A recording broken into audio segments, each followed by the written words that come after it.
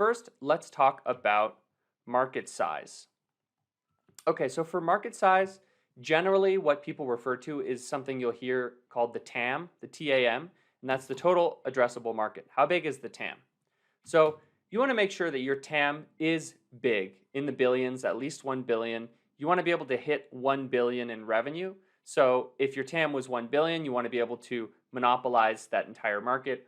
Or if your TAM is much bigger than that, you want to be able to take some kind of market share. And so when you're calculating TAM, a lot of startups say, well, what is our TAM? How do we calculate that?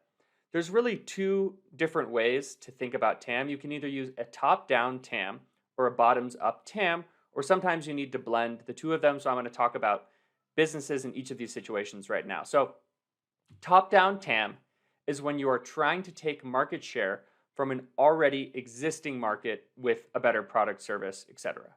So, if you're in a certain market, you could say the TAM is projected to reach 6.1 billion by the end of 2022, growing at 12% CAGR, that's compound annual growth rate. That means it's, growth per year through 2030 and source. So let's say you're in some industry,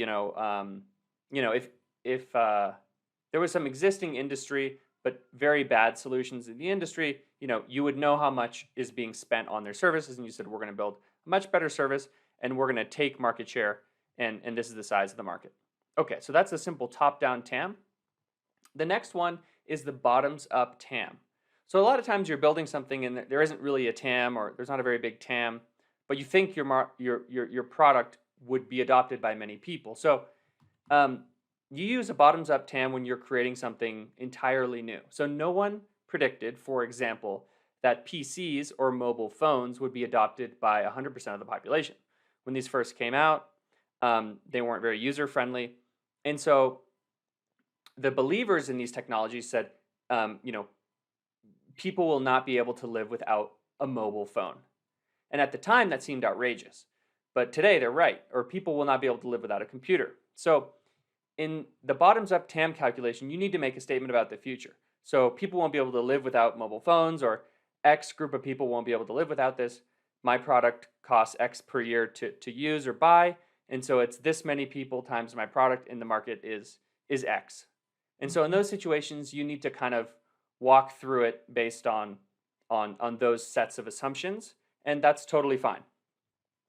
And then the third way is when there is an existing TAM, but you think that your product will grow the TAM and the market will be much bigger because much people will effectively enter this market because your product is so much more valuable than whatever the current solution is. So there's some very obvious examples of this. Uber is a big one. So there was the taxi market had a certain size, but when Uber and rideshare came into the market itself grew much, much faster because the product was so much better than a taxi.